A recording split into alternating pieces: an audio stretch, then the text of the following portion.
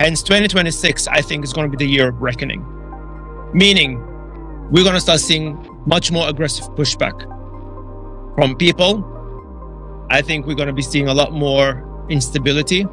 And this is a concern. I mean, because if you are quite openly and aggressively telling people that we don't care about your jobs, and people in their tens of thousands losing their jobs just like that, do you seriously think people just going to sit around and do nothing? Come on. Look at history, basic history. That never happens. That never ends very well, does it? So I'm afraid we're going to be seeing a lot of resentment from the point of view of demonstrations. We're going to see a lot of very negative consequences of this brazen action by the tech sector and indeed governments that support them.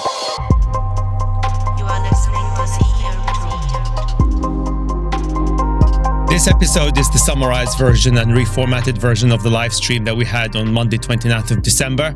That was the first live stream that I've ever had, and we had apparently an audio problem that I did not realize at the time. So I want to thank everybody that managed to endure it for 75 minutes. So this episode is definitely, everything's been fixed in here. And also, this is designed specifically for our audiences on Apple Podcasts and Spotify, because they can't access live streams directly.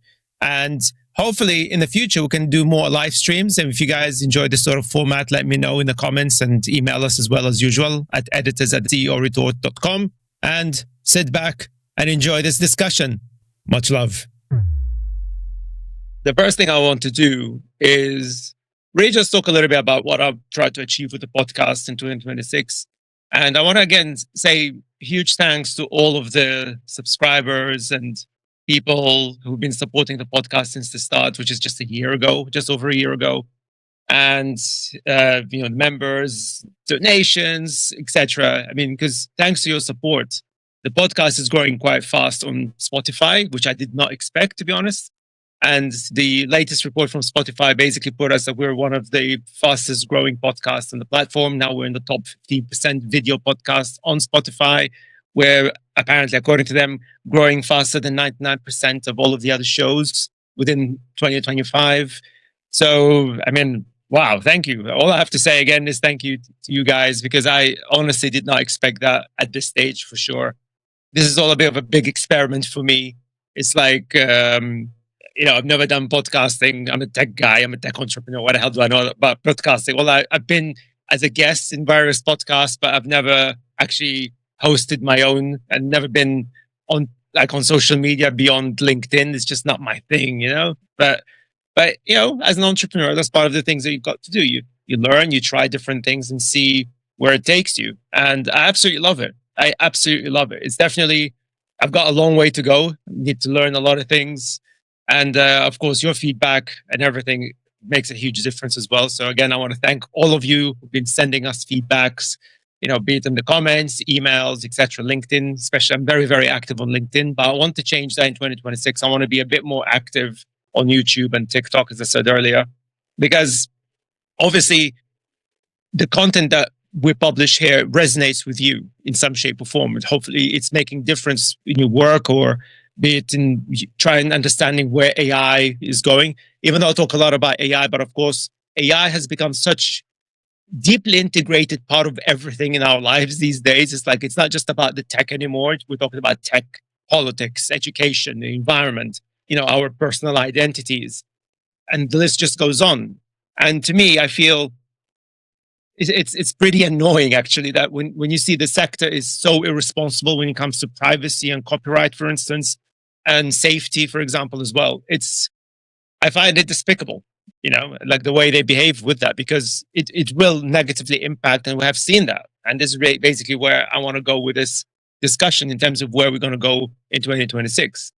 So, but going back to the podcast very quickly, what I really want to do, I'm considering doing more live streams like this, because the issue I have with podcasting, that it's all about the host and the guests.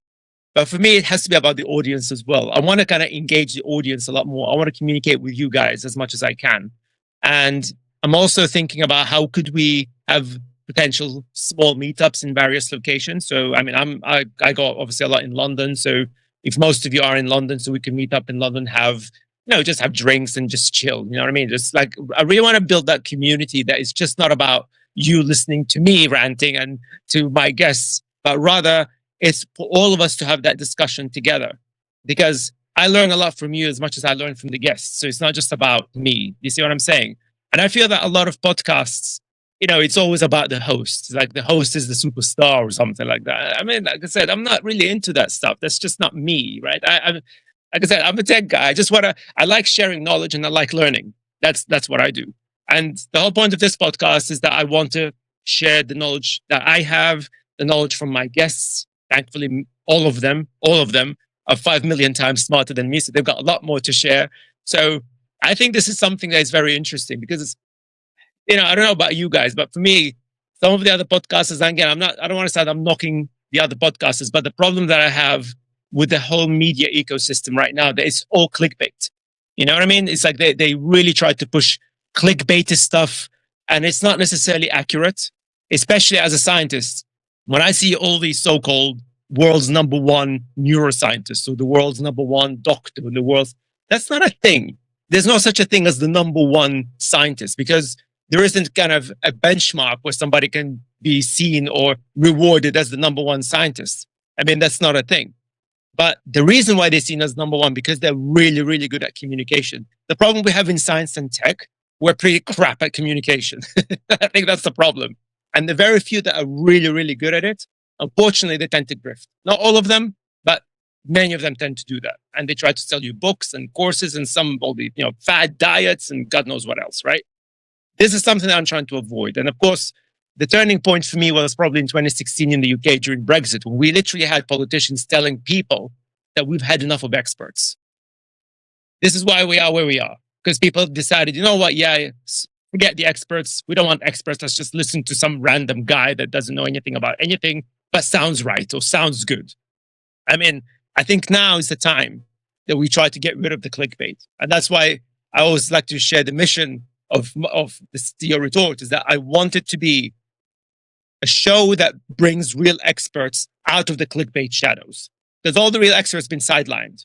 And again, many of them are not very good at communication. So nobody even listens to them because of that, because they don't talk to anybody. So I'm kind of trying to drag them out into the light because I think we've had enough. 10 years. I mean, we've had literally a decade of grift, ladies and gents, and enough is enough. I mean, all of the problems that we see today is because of that.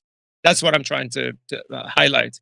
And of course, AI, being that it's AI, it facilitates it even further, right? It basically pushes the narratives even further because what AI is all about is about amplification. A good thing or a bad thing, it will amplify it by 100,000 times, which brings me very nicely, of course, to where we are in 2025.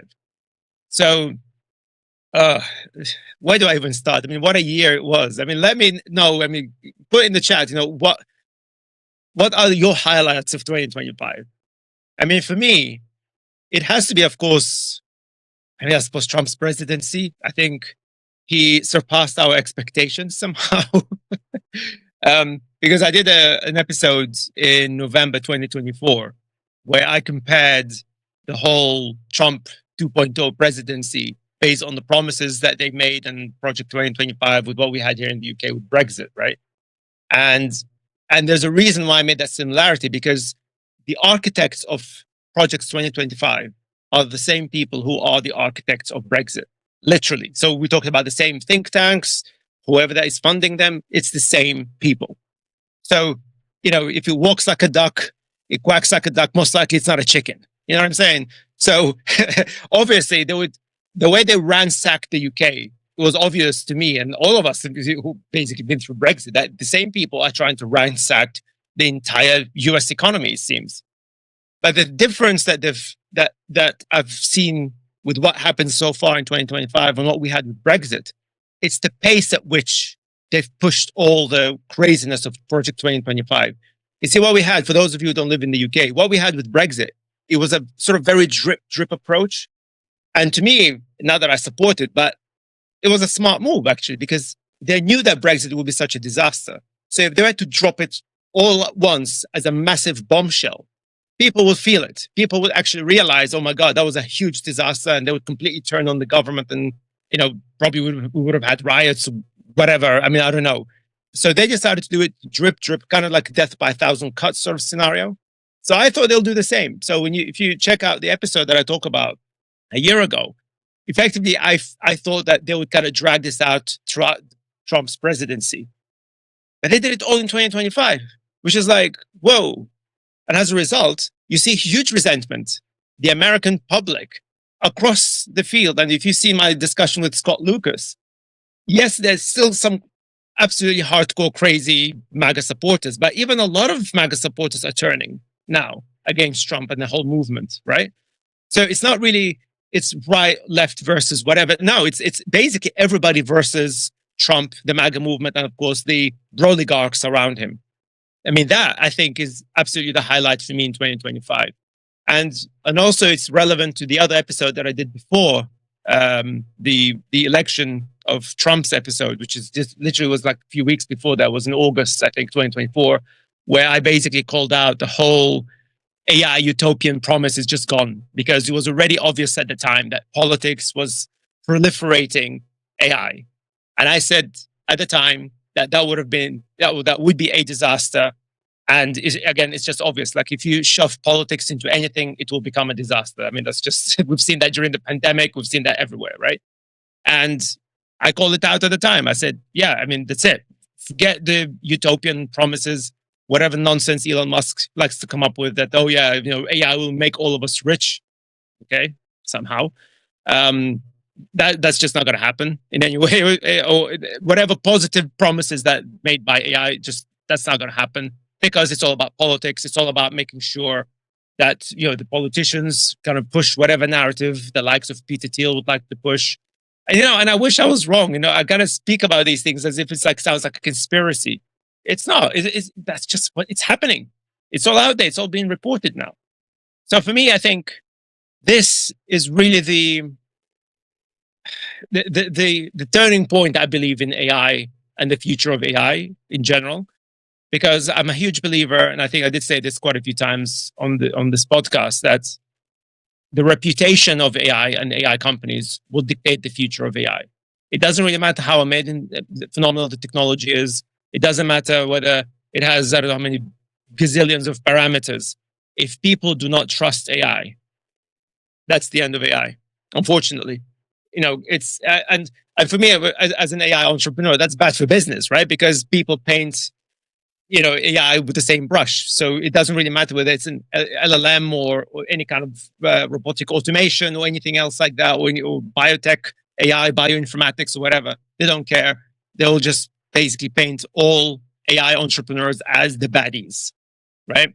That's our fault. I mean, I have to say, that's the fault of the sector. The sector failed in engaging positively with the general public.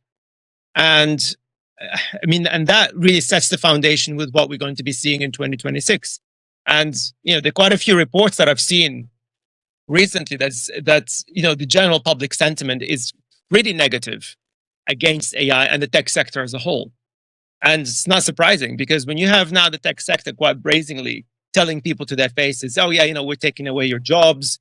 We're building AI because you need AI.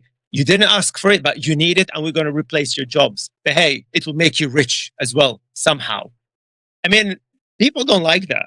And I just find it absolutely shocking that they just think that they can get away with this, that they can just come up with these statements and think that, yeah, people will just kind of welcome it with open arms. I mean, which people are you talking about? I mean, that's ridiculous. But the public sentiment is absolutely horrendous.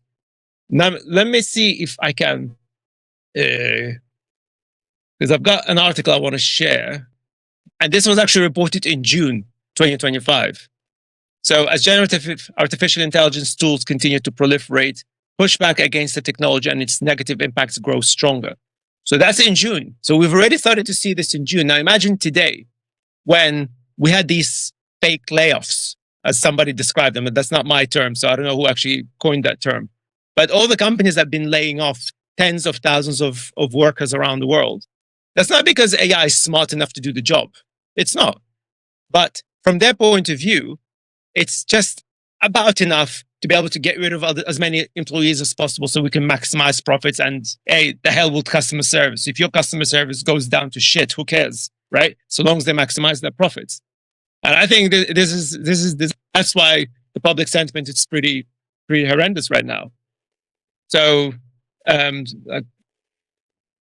not going to go through the whole. I'm going to put all the links in the description to check it yourself as well. But like the backlash has been reported even from consumers. Like if you guys remember the Duolingo debacle, oh my God, when the CEO went public and said, yeah, we're going to replace all of our artists or most of our artists with AI because AI is a lot better, blah, blah, blah. People just switched. One of my kids absolutely loved Duolingo. And when she heard the news that they want to use AI, she unsubscribed. She was like, no, that's it. I'm not interested in Duolingo. There you go, right? So even children are not particularly happy about AI. So this is crazy, man. And that was expected. Again, people like myself who've been involved in AI for many years. I've been involved in AI almost more than 25 years actually, but as an entrepreneur for over 20 years. I've been saying this all along, right?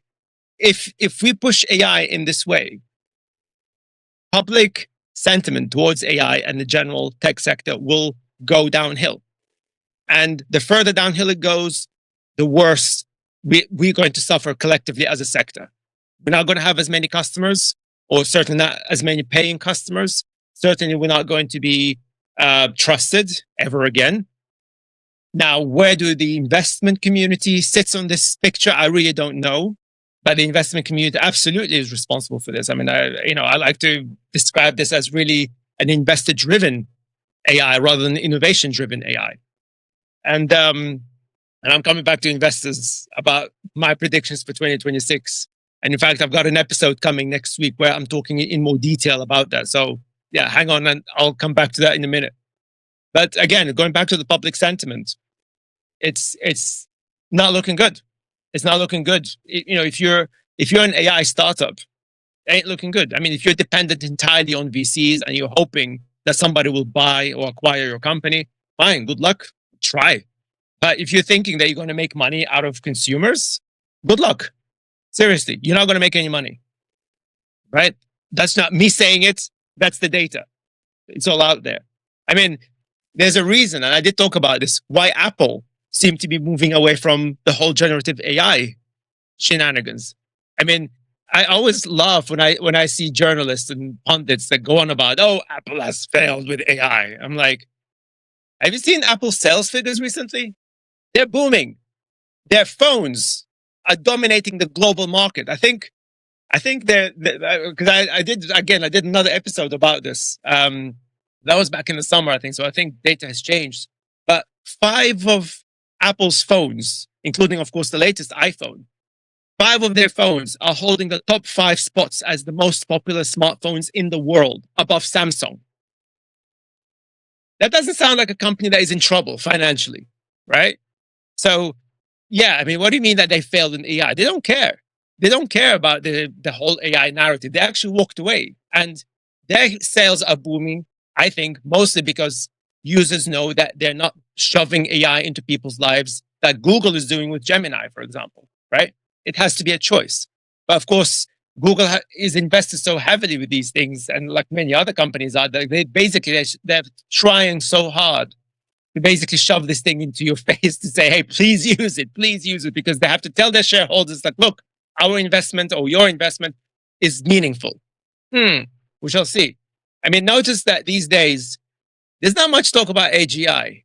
Remember how much they were going on about AGI, especially OpenAI in 2024 and early 2025 was all about AGI. Now it's all about data centers. What happened to AGI? Bullshit. That's what happened. Okay. And by the way, for those who don't know, AGI as a concept has been around for a long time. I discovered it in 2002 through one of my professors at university at the time. And he said, as a concept is interesting, but he thought it was complete utter bollocks as well. Again, I don't want to divert too much, but I do believe one day there might be something similar to AGI, but not in our lifetime. I don't believe that that's going to happen with our current infrastructure. I mean, that's just not something that you even need to worry about. And I do have issues with the whole idea that we want AI to be like a human. Why do you want AI to be like a human? The whole point of AI is that it's supposed to supersede human abilities. It's like saying, let's build a car that is as fast as a human. That's not a very fast car, is it?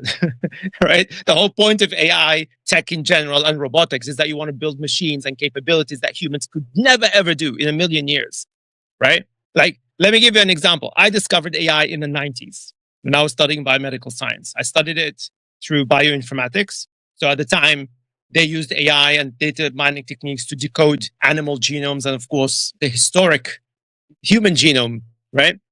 And I would argue at the time, whatever AI we had then, it wasn't as smart as a human, whatever that means. Yet somehow it helped us to decode the entire human genome. Doesn't really matter if it's like a human or not. And, I tell people, just don't at me with this whole bullshit about the Turing test. Let me tell you a secret, right? The Turing tests amongst us, the AI community, it's about how do we fool you in believing that you're interacting with something that is actually more intelligent as you, or as intelligent as you are, or even more intelligent as you are.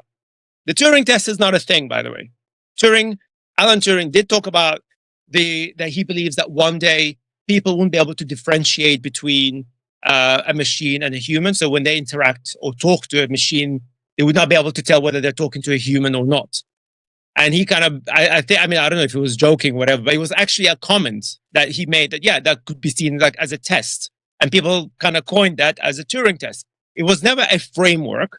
He didn't kind of create some sort of a system or a benchmark to say, yep, this is the Turing test. This is the Turing test. This is how you do make sure that AI is as smart as a human. That's not a thing. People just made this up. He never made it as a thing. So that's why I always laugh at people going about, it's, my AI has passed the Turing test. Okay. I passed the Tim Shake test or whatever that is. You can just make shit up. It makes no sense, but that's a fact, guys. I'm an insider. I'm telling you. For us, back when I was at Google campus in London, basically for us Turing test was like, okay, how do we make sure that people are fooled in believing that they're interacting with something that is actually intelligent? So it's not really about, it's about we're building a machine that is so intelligent. No, it's about fooling you. How do we program it to make it behave as if it is, right? It depicts intelligence, right? That's the Turing test for us AI geeks, right? I'm telling you, that's the reality. I don't know if it's a secret anymore, but that's what it is. But people go on about this idea. I mean, I always find it so frustrating and funny at the same time when they talk about we want AI to be as smart as a human. The whole point of AI that is it should be nothing like a human. That's the whole point. Like a robot. Like I always talk about humanoids, which, by the way, I think that's going to be the next hype. I'm coming to that, back to 2026.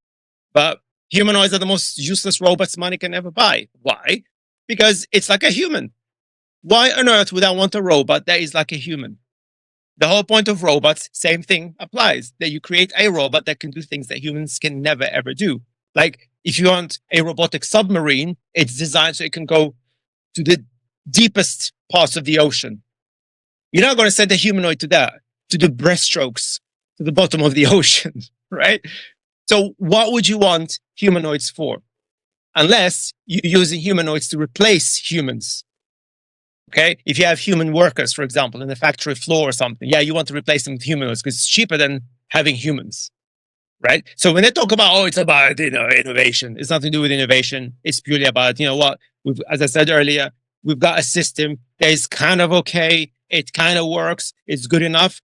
Okay, let's get rid of 10 employees so we can save us a lot of money and maximize our profit. It's literally basically profiting downwards rather than generating more revenue. That's my opinion. I mean, I'm pretty aggressive about that because I think it's stupid. The whole point of AI is to amplify. As I said earlier, it's about amplification. You amplify, you don't replace. That's the whole point of AI, right? Certainly for me, that's what AI has been for me my entire career. So yeah, that's sort of my short rant. But again, 2025, really, I think it's the year where these sort of silly narratives were pushed pretty aggressively. And unfortunately, people fell for it. Loads of people fell for it. businesses, decision makers, unfortunately, governments as well. And now they don't want to regulate this thing, or they want to regulate it a lot less, which is again a disaster. And to try and be positive, I suppose the silver lining for me that 2025 perhaps is going to be the year where, because now I think, going back to that article that I shared, even though that was in June, but now we're seeing more data suggesting that there's a much more negative sentiment against AI in the tech sector in general. There's obviously more negative sentiment against governments. We see that in the UK. Obviously, we see that in the US, because effectively they see that they're basically colluding with the tech sector in destroying people's livelihoods and people's jobs. So the silver lining, I think, at least I try to be positive here, is that people are going to realize that, in fact, the system is not working for them. When Trump's presidency ends, whenever that happens, if it happens, I think there will be a massive push towards reforms. There'll be a massive push towards tighter regulations against tech sectors, frankly, business sector as a whole, I reckon. There'll be tighter regulations against AI for sure. There'll be tighter regulations in terms of relationships between billionaires and politicians. Although that was been such a big part of American politics, I'm not sure that will happen. In the UK, there's definitely a massive movement against any kind of donations now. I mean, there's definitely a big public support for that. So whether that would happen in the UK, I hope it will. I mean, under the Labour government, maybe. But as I would like to share with you, I mean, this is a phenomenal. I wouldn't call it a discovery, but let me share another article with you about billionaires and, tech billionaires especially, and the American government. And as I said, links will be in the description as always. But the top 10 billionaires, 20 billionaires, I should say, influencing American politics. So this was published in November 2025. And so I like this. Like in the past decade, billionaires have been more empowered than ever before.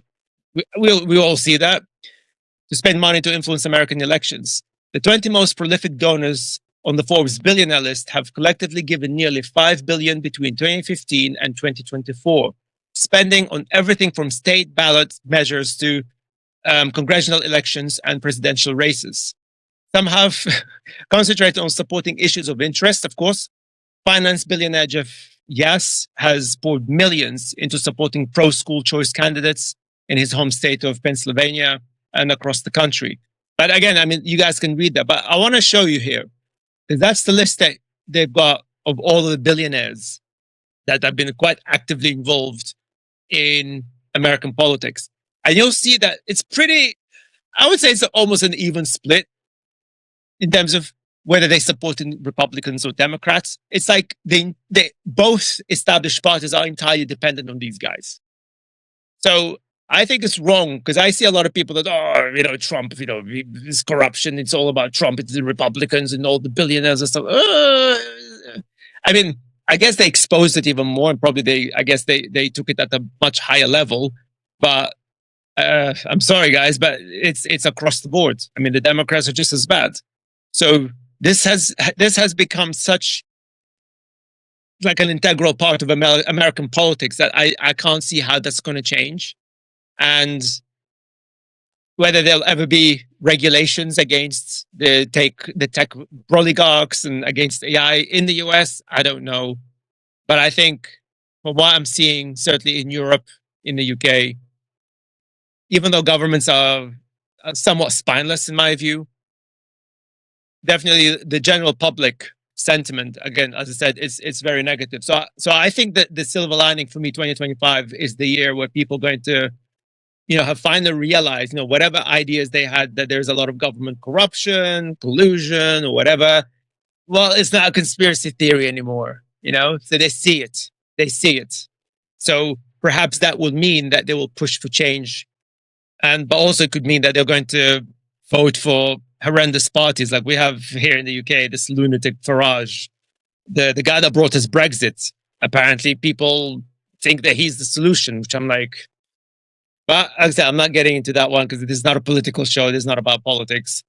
So yeah, it's nuts, man. Absolutely nuts. But guys, before I carry on, I just want to say, please make sure you hit the like, you hit the subscribe, you share, all the usual lovely stuff that absolutely boosts our presence on YouTube.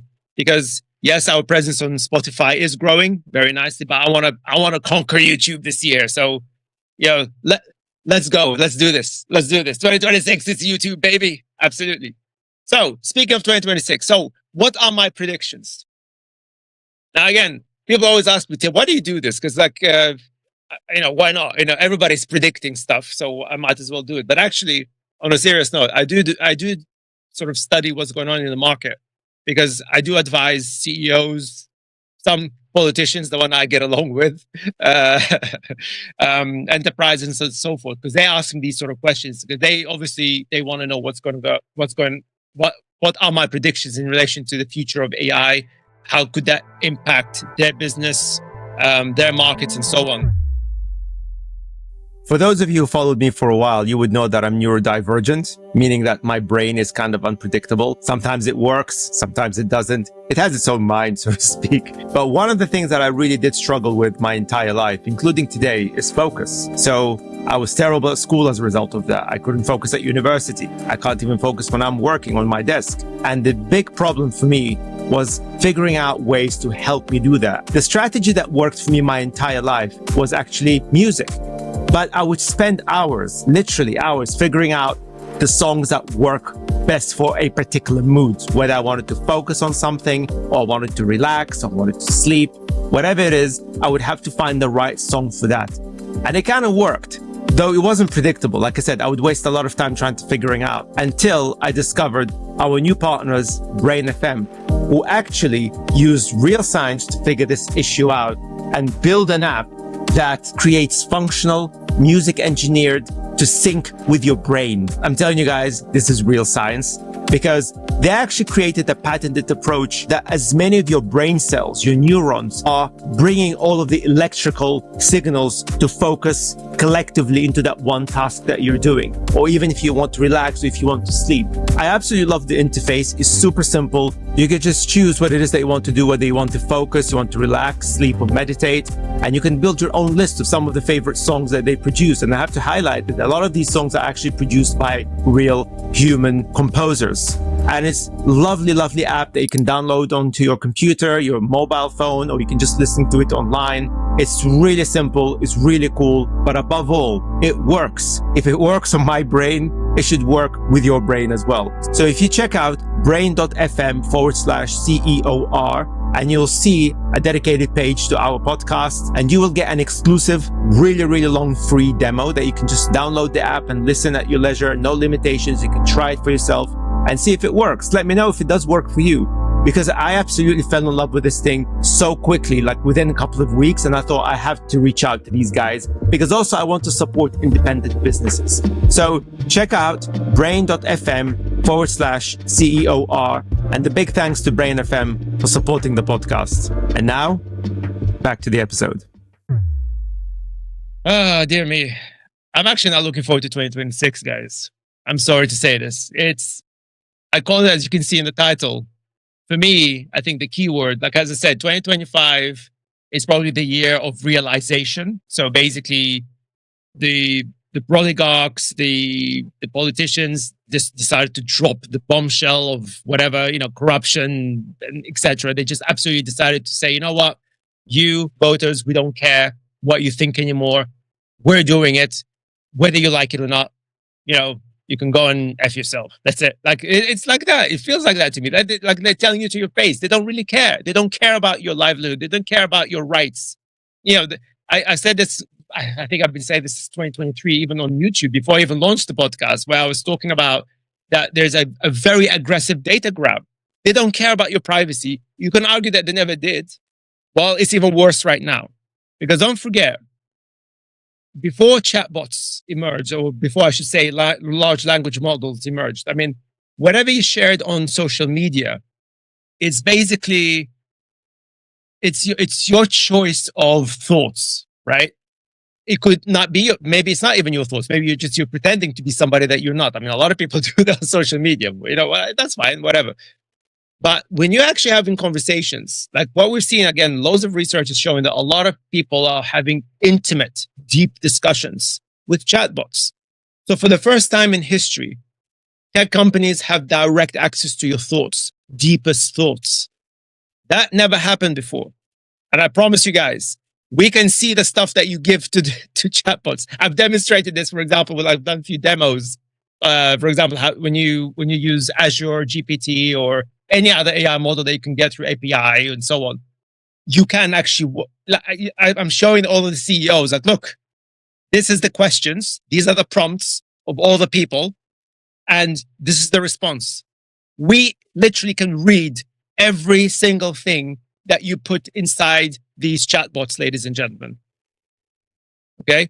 Now, granted, I don't believe that, OpenAI, basically you have people there just sitting there and basically reading every single thing.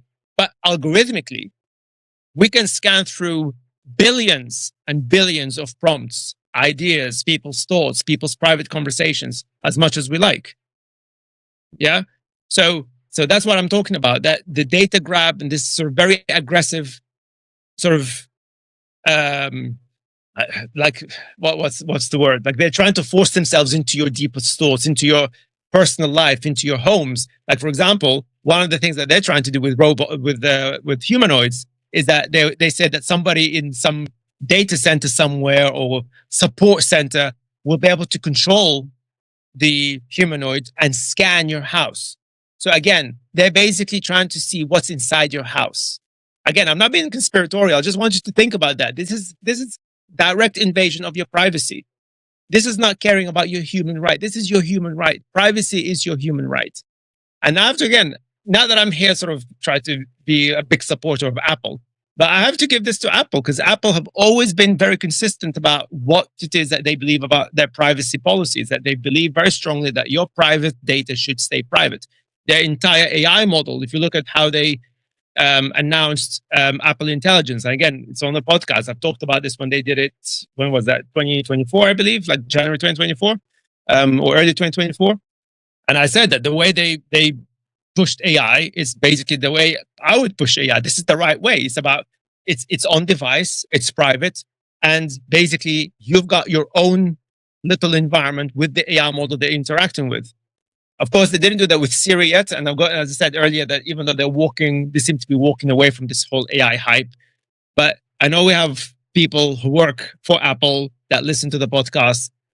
For the name of God or whatever it is that you believe in, please fix Siri. Well, I don't care how you do that. Please just fix Siri because Siri is embarrassingly bad now. I mean, I don't care if even if it's as good as ChatGPT, but please make it better than whatever the hell it is right now because it is quite bad. Okay, so we'll see where that goes. But seriously, I think privacy absolutely should be the fundamental element of your AI experience, which the tech sector right now is totally obliterating right now. And they're even pushing for more deregulation. Okay. Same thing with copyright. I always laugh when I see people on LinkedIn, especially, go complain about copyright. Oh, yeah, I don't like copyright. Copyright is a bad. Nay, copyright is to protect your work, right? So whatever it is that you create, be it for your business, for your job, for your projects, whatever it is, it's your human right of ownership of that work. That's what copyright is. You take that away, you're literally going to allow anybody, people like me, to just barge into your business and just take your work and say, "Hey, all right, you don't want copyright, thanks, I'll take it." I mean, really? Come on. But again, people kind of religiously thinking about AI, like they just try to ignore reality and ignore logic. And again, this is again not by accident. They try to kind of push all that narrative that all these things are bad for you. It stifles innovation, which, by the way, doesn't. Complete bollocks. In fact, it's the opposite. I mean, when we built language models at Google Campus back in the day, well, like over 10 years ago, it wasn't large language models, but nonetheless, copyright was never an issue because we were allowed to test whatever we wanted to test in the lab environment, in a private environment. But if we were to go public, we'll go to the copyright owners and say, "Hey, look, this is what we're doing. Let's have an agreement." And 99.9% of the time, they're like, "Yeah, cool, let's have an agreement." And boom, you move on. What was this sudden obsession that, oh my God, copyright is bad for AI? No, it's not. It's never been bad for AI. It's just there. You just have to deal with it. That's the whole point of being an innovator. You innovate, right? Nothing stifles innovation. Well, two things stifle innovation: lack of cash, lack of imagination. right? Perhaps maybe that's why, because all of these big AI companies are running out of cash big time, hence the AI bubble. Again, I'm not talking about that. I said it before, I'll say it again. The bubble is not going to explode anytime soon. The bubble will only explode when Trump is not president anymore, because he's not going to allow it. He's just going to bail them out. So that's my view. So back to 2026. Sort of going back to all of the things I talked about in 2025 in terms of public resentment, that 2025 is basically where the world has woken up, I believe. They've started to see the reality of the establishment, as it were, the reality of the system. Hence, 2026, I think, is going to be the year of reckoning. Meaning, we're going to start seeing much more aggressive pushback from people. I think we're going to be seeing a lot more instability. And this is a concern. I mean, because if you are quite openly and aggressively telling people that we don't care about your jobs, and people in their tens of thousands losing their jobs just like that, do you seriously think people just going to sit around and do nothing? Come on. Look at history, basic history. That never happens. That never ends very well, does it? So I'm afraid we're going to be seeing a lot of resentment from the point of view of demonstrations. We're going to see a lot of very negative consequences of this brazen action by the tech sector and indeed governments that support them. But also, the one thing that I'm seeing, the other reckoning, I would say, I think we may have a small, I mentioned earlier, we're going to be witnessing perhaps a tiny AI, humanoid bubble, which I think is just it's not going to be huge, but basically there'll be we're already seeing that there's a little bit of stupid excitement around humanoids, but then they're very quickly going to fall apart, and I think it's just going to die down. People will lose money, but I don't think it's going to be a bubble that's just going to impact the whole AI bubble at all, because it's I don't know. I don't think it's significant. But I think we're going to be seeing a lot of talk about humanoids, but then it will crash and burn very quickly, because it's just ridiculous. People just, again, we're going to see companies probably using humanoids as a way of replacing people or whatever. But I think I don't think it's going to end well, in the sense that technologically speaking, and in terms of the business strategy side of it, it's just going to crash big time. It's going to be so bad and stupid. Again, companies will spend money, and then they'll see, oh, okay, that was a complete waste of money and time. So yeah, I don't think it's going to be a major bubble that would just cause any kind of financial crash, as we will see with the crash of the AI bubble itself. But the other thing that is going to happen, and I always encourage decision makers, if you're one of them, please do that. Always look at what investors are spending their money on. So one of the reasons why I'm talking about humanoids, because there is a tiny spike. There's a bit of a tiny push towards spending money or throwing money at humanoid startups, right? But also now, and I've got a whole episode coming next week that is going to talk about that more specifically. But they now really seem to be pushing a lot of effort towards what they call gamification. Now, let me tell you what gamification is. Now, in the world of AI, and generally, you've experienced gamification through all sorts of different apps, like diet apps that they try to reward you every time you, I don't know, exercise, or if you eat less of certain things or whatever. It's all about trying to encourage the user to do something, right? And of course, you see gambling apps that do the same thing to kind of keep on hooking you in. Arguably, social media is a form of gamification, right? All that, liking a post and sharing a post. And when I say to you guys, like and share everything here on YouTube, that's a form of gamification, because I'm encouraging you to do something, and in return, you get something else, right? There's always that kind of reward system. But there's a very thin line that separates gamification from gambling. And there's a massive interest now from Silicon Valley VCs towards what they call gamification, which is actually, it's more like betting. So betting markets now, it's growing pretty fast. So basically they're encouraging people to bet on everything and anything. Now, you guys probably familiar with sports betting, right? So you bet on who scored the goal in a particular match, or who's going to win a particular match, etc. And again, that's not new. I accept it. It's been going on for a while. But it all started out before about really understanding, or rather betting on who would win and who would lose or whatever. But now they literally try to kind of make it so granular where you try to bet on every single tiny little activity within one match. Okay. And that really is a form of addiction now. That is gambling, actually, right? I mean, betting is gambling. I mean, I don't care what people say. I mean, like, it's a very similar thing, obviously. But the idea that they try to kind of make you kind of granularly bet on specific activities throughout a game, that's kind of taking it a bit too far. But not only that, now it's gone beyond sports. So, for example, I'm not sure if I'm going to be mentioning names because I'm very much against gambling and all of that stuff. Not for any sort of religion. I'm not religious. I'm an atheist. I don't do religion. But but the addiction side of it is something I'm very much against.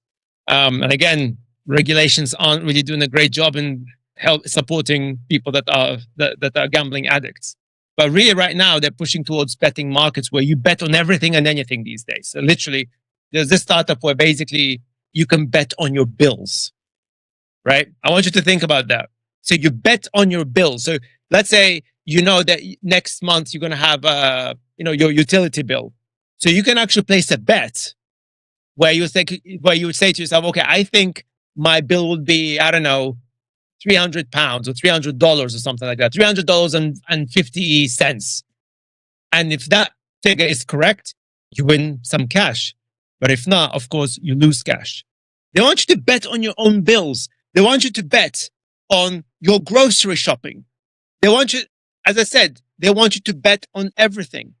They call it gamification. They don't call it betting because they say, oh, no, this is not betting or gambling. It's gamification. It's just a little bit of fun. And if you can have fun, we can make a little bit of money on the side. Why not? Why can't we gamify everything? Guys, this is bad news. This is terrible. This is basically trying to create an entire generation of addicts. We already have this problem with AI psychosis, right? That's another reckoning that we're going to be seeing in 2026. Because in 2024, scientists have been warning about the negative impact generative AI, specifically chatbots like character AI, for example, that's been all over the news in 2024, the negative impact it has on children and young people, right? And that's, of course, accelerated throughout 2025 because, again, the usual suspects, the governments and so forth, regulators, they ignored it or whatever. And then we started seeing AI psychosis. Now people are starting to talk about AI psychosis, but that's not new. What about how many people committed suicides? I mean, I'm sorry for the trigger warning, but, self-harm and that sort of stuff. That has accelerated, but that's not new in 2025. That's been happening since 2024. But people ignored it. Now it's being reported based on whatever, data that is available.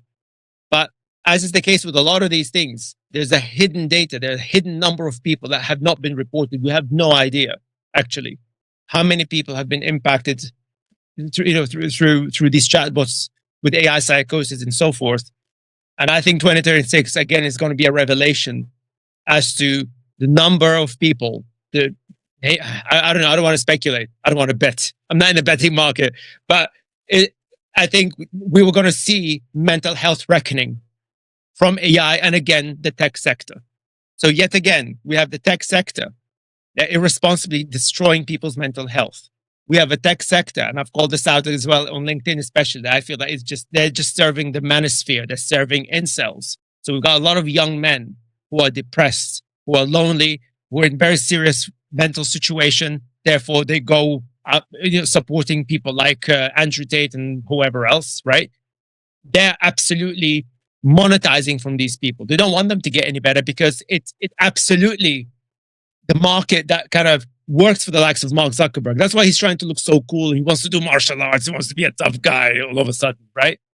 And again, this is not me saying it. The data is there. And I also encourage you to check my discussion with Pat DeBruyne, who's now the former head of big tech accountability at Amnesty International, where they've done quite a big research about how a lot of these social media companies, they used Elon Musk's X as an example, where they went through the algorithms and they could see that it was designed specifically to target people like that, to target divisive content and push for divisive content because it increases engagement, makes more cash for them. It's all about that.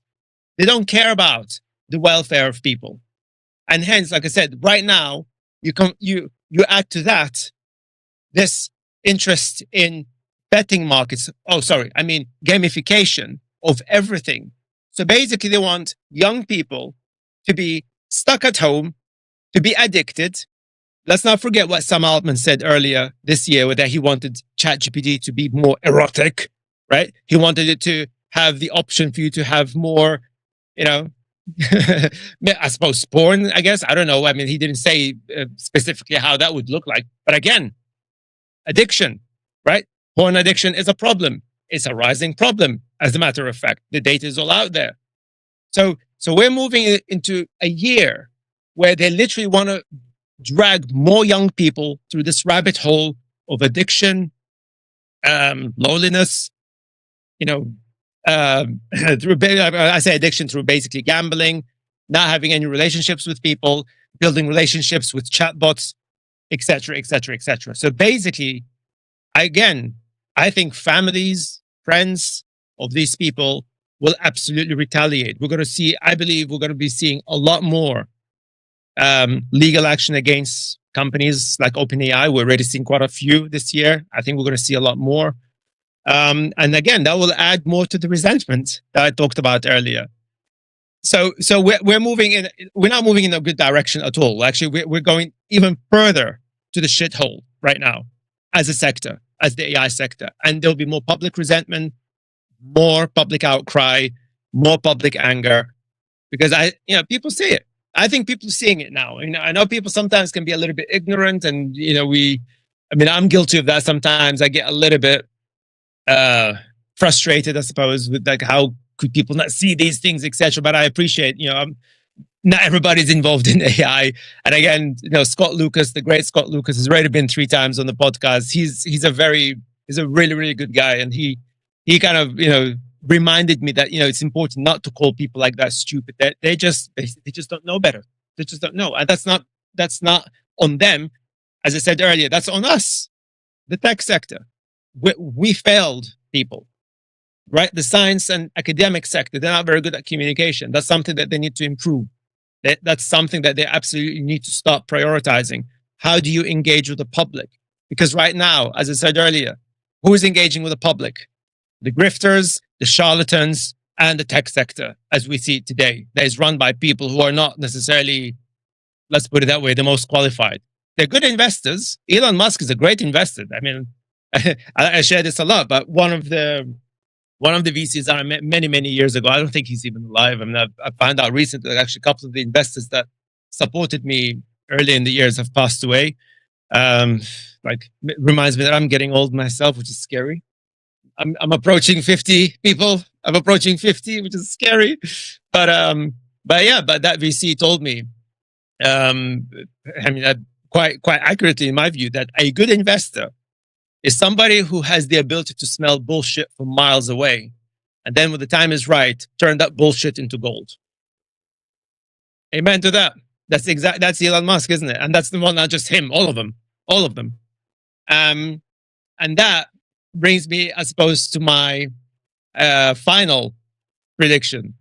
Although it's not really a prediction, because I already said it's January 2025. I said that China has already won the AI race, the so-called AI race. There's no AI race or AI war or whatever. I mean, it's just complete nonsense. But let's use the language that is used by the media and the politicians, that they keep on going on about. Oh, we're this AI war with China. We need to be something China. Well, when DeepSeek was released, again, for those of us involved in the field, it was very obvious where China is going, the direction that China is using with AI.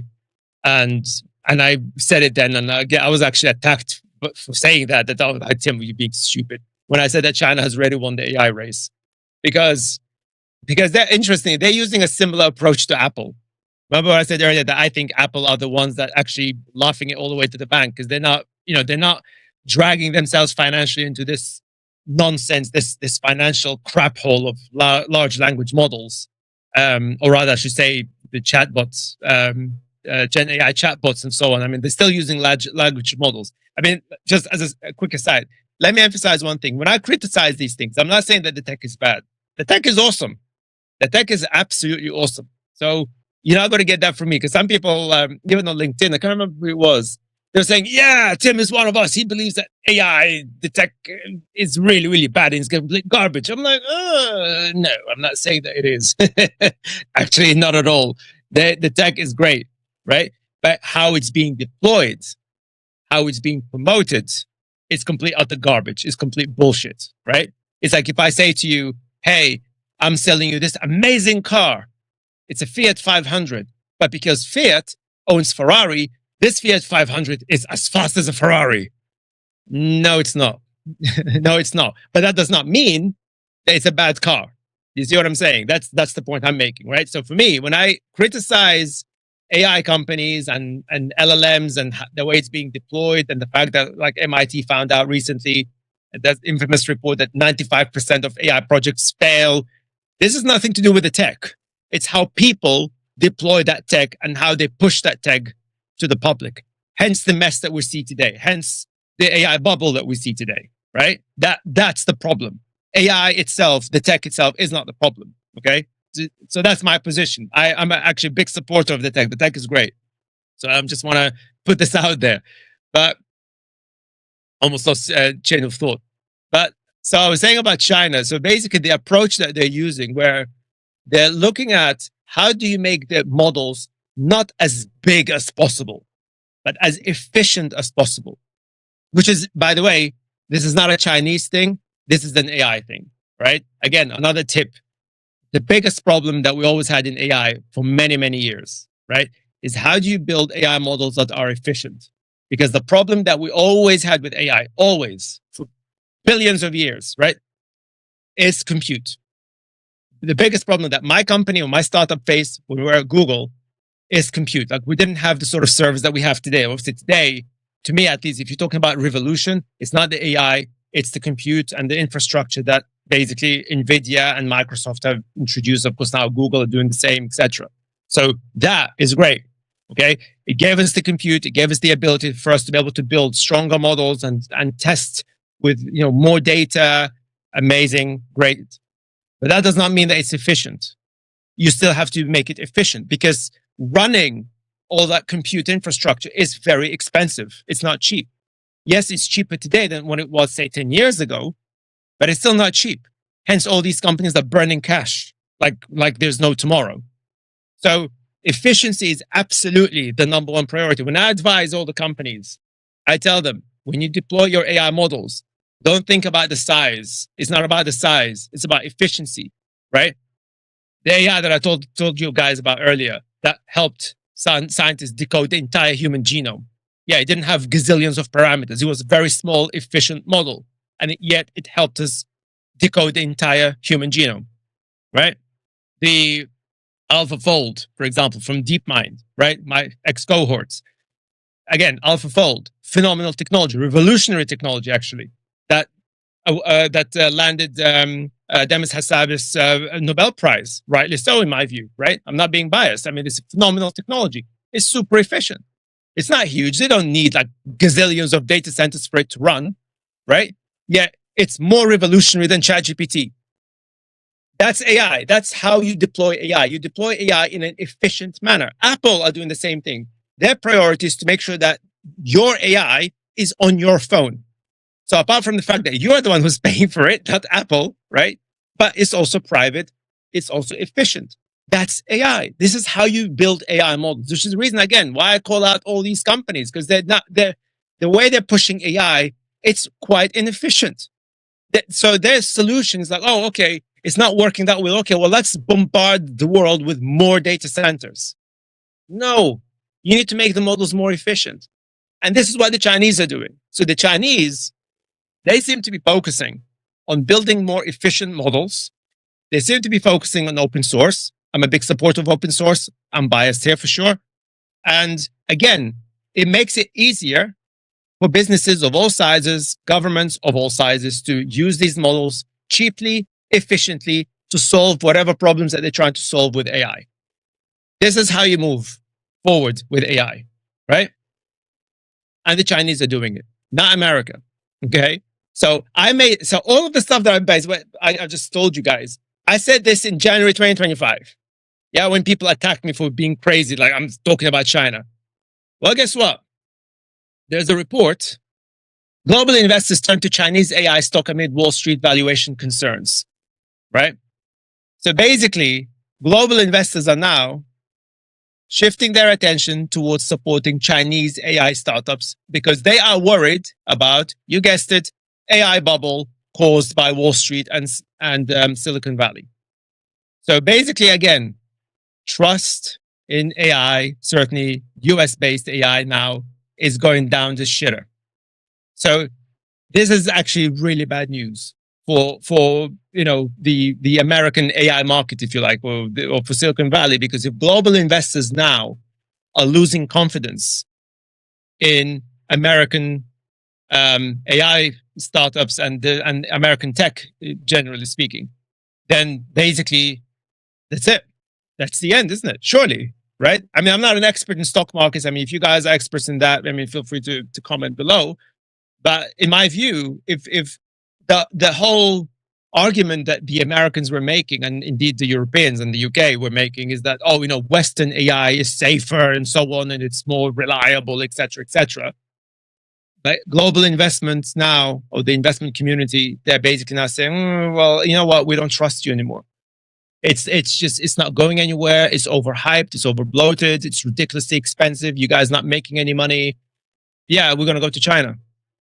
Okay. So it'll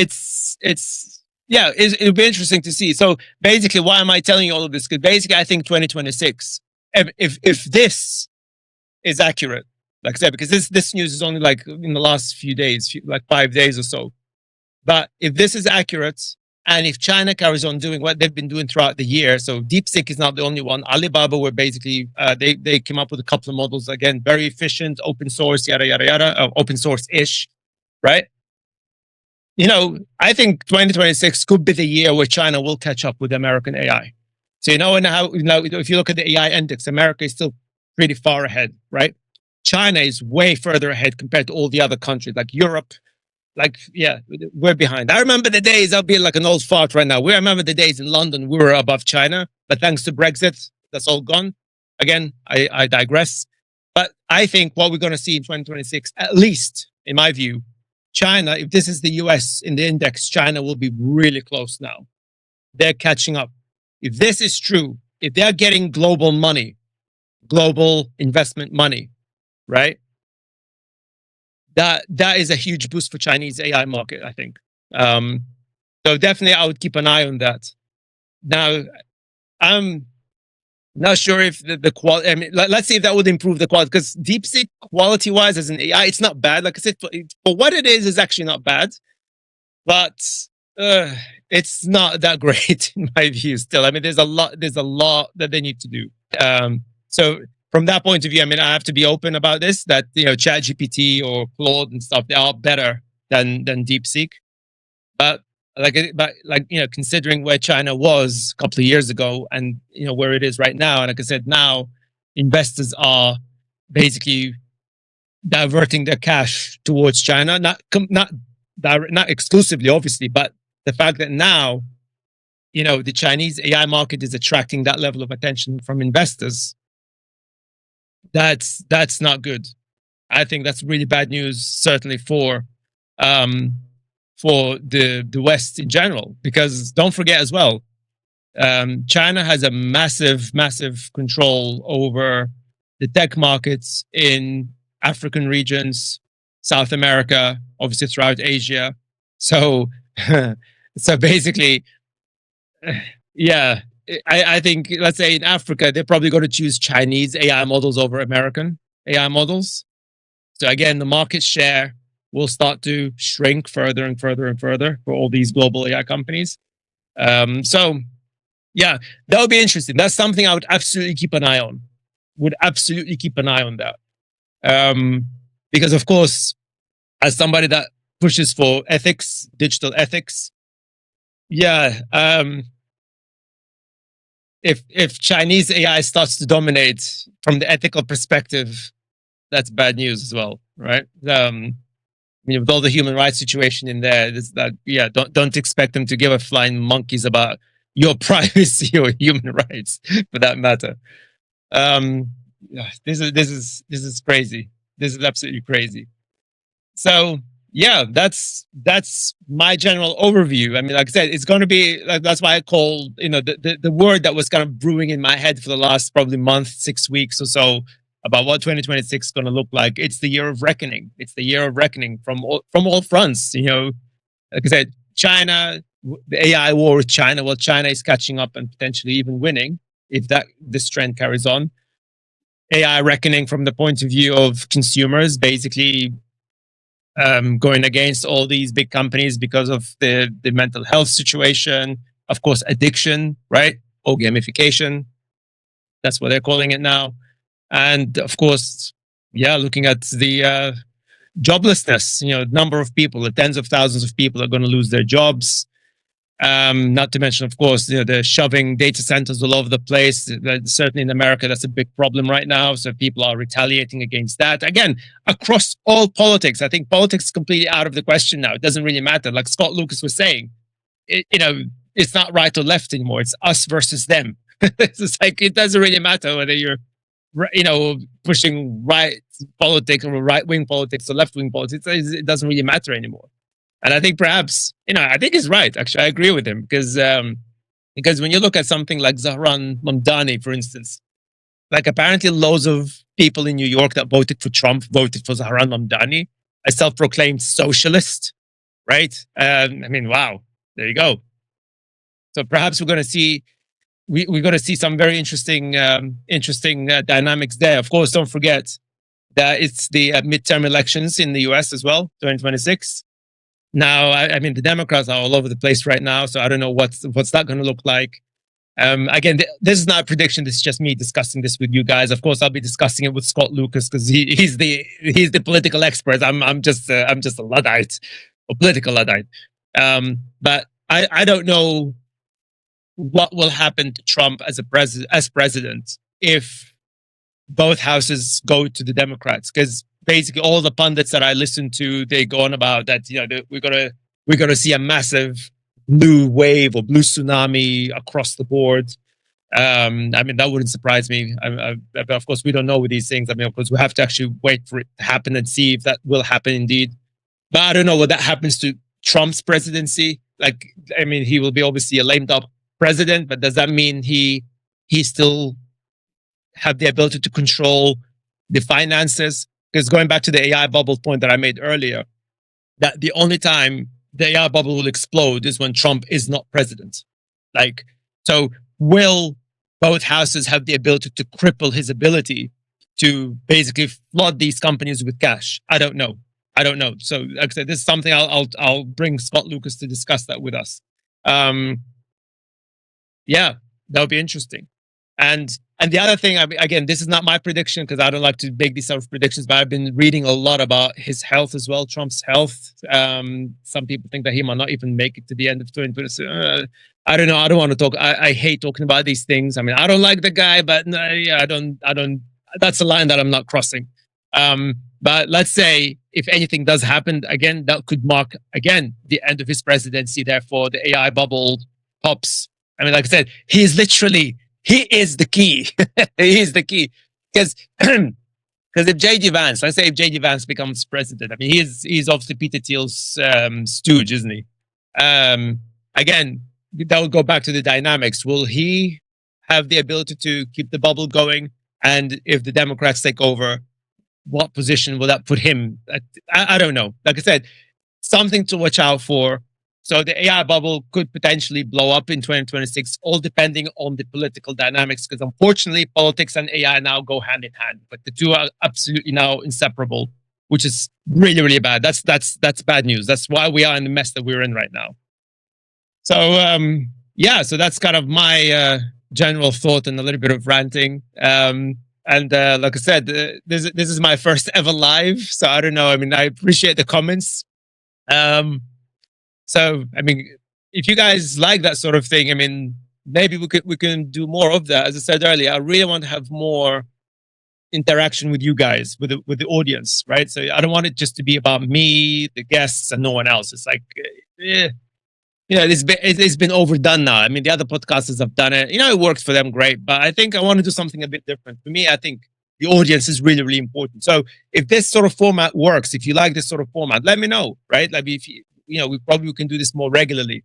But perhaps even bring a guest, like we can have a live interview with guests as well. I mean, that's if they're comfortable with that. I try to be very, very accommodating to guests and so forth. So if some of the guests are interested in coming live and for you guys to ask them questions directly as well. I mean, yeah, it's something we can do. Absolutely. So yeah, this is it. And again, thank you so much, my friends, for all of the support, the love, and everything from you guys. I mean, again, we're a really, really tiny community, I know, but my goodness, we're growing fast. So keep it coming. And like I said, hit the like, subscribe, share, all that lovely cheap plug. If you can donate, if you can, that would be fantastic. It absolutely makes a huge difference as well.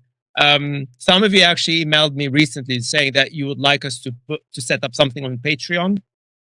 Because you're more comfortable with Patreon than having something outside Patreon. That's cool. And also not Google, but YouTube has a membership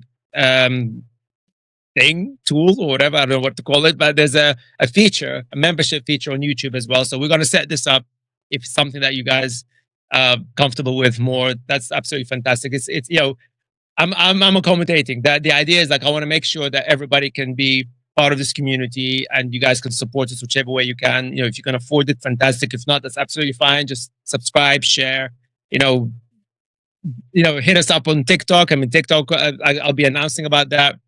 Follow me. Make sure you follow me on LinkedIn as well. I'm very, very active on LinkedIn. That's kind of like my backyard almost. And with that, thank you so much for listening. I appreciate your time and best wishes for 2026. I know I wasn't that positive about 2026, but nonetheless, if we all have each other, well, our friends, our families, we can go through anything, don't we?